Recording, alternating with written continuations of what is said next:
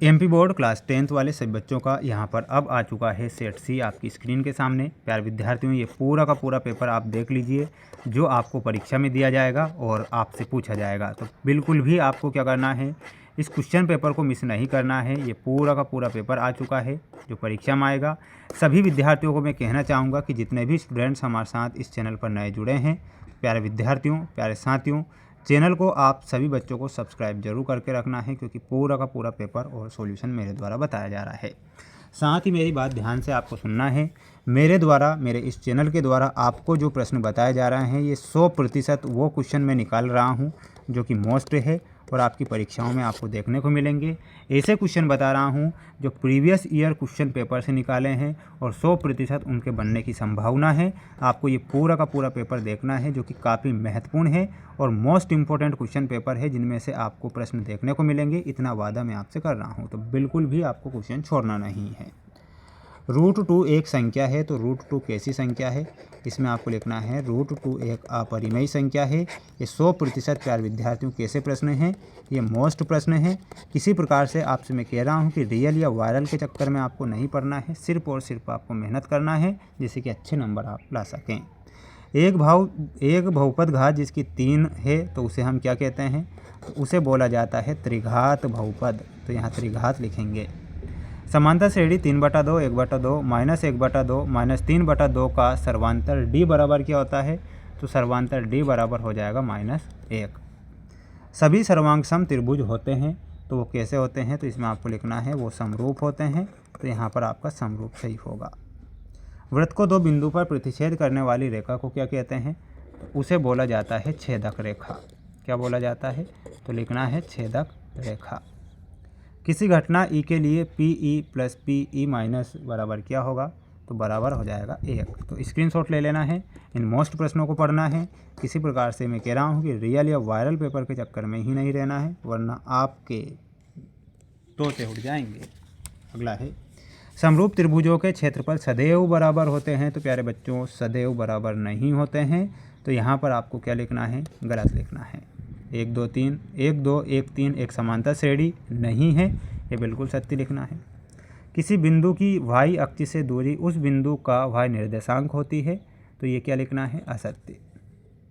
शंकु का आयतन का सूत्र गलत दे रखा है, आपको याद करके जाना है। शंकु का आयतन का सूत्र है πh πr स्क्वायर, 1/3 πr² है ना, ये गलत होगा।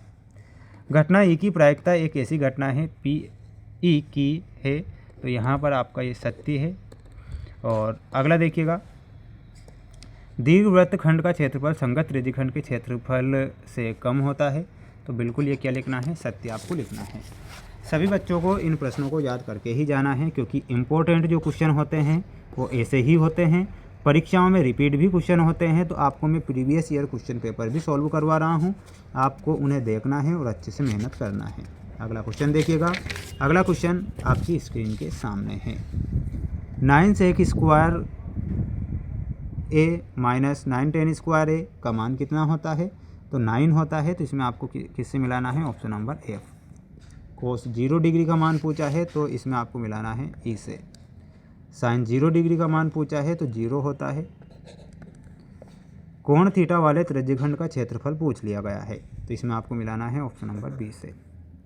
अर्धगोले का वक्र पृष्ठीय क्षेत्रफल क्या होता है, तो मिलाना है आपको C से। अर्धगोले का संपूर्ण पृष्ठीय क्षेत्रफल पूछा है, तो मिलाना है D से। तो ये आपकी जोड़ी यहाँ कंप्लीट हो चुकी है। आप क्या करें, एक स्क्रीनशॉट ले लें, अच्छे से इन प्रश्नों को याद कर लें, ताकि अच्छे नंबर आएँ और अच्छे नंबर से आप क्या हो सके, पास हो सके।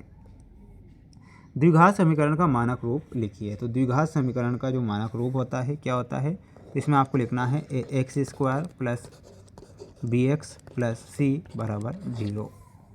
दो त्रिभुजों के समरूप होने का कोई एक शर्त लिखना है आपको। तो जल्दी से कोई एक शर्त आप कमेंट बॉक्स में लिखेंगे। मूल बिंदु 0 0 से बिंदु x1 y1 की दूरी लिखिए। तो दूरी हो जाएगी, और वो क्या हो जाएगी, x² + y²।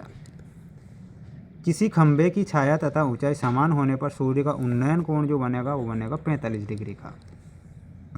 कोण थीटा वाले त्रिज्या r वाले त्रिज्यखंड के संगत चाप की लंबाई का सूत्र लिखिए। तो सूत्र क्या हो जाएगा, आपको लिखना है θ/360 × 2πr। वर्ग 20 और 40 का वर्ग चिन्ह कितना होता है, तो वर्ग चिन्ह हो जाएगा 30। इसमें आपको 30 लिखना है, ये आप ध्यान रखेंगे और इन सभी प्रश्नों को याद करेंगे। अगला क्वेश्चन देख लो, ये रहा अगला क्वेश्चन आपकी स्क्रीन के सामने।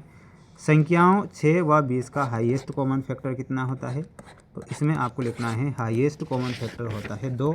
इसमें आपको 2 लिख कर आना है। नेक्स्ट क्वेश्चन देखिएगा, ये है अगला क्वेश्चन। यदि a1 बटा a2 बराबर b1 बटा b2 बराबर c1 बटा c2 हो तो समीकरण निकाय a1x plus b1y plus c1 बराबर 0 तथा a2x plus b2y plus c2 बराबर 0 का हल होगा। तो इसमें आपको लिखना है अनंततः अनेक हल होंगे।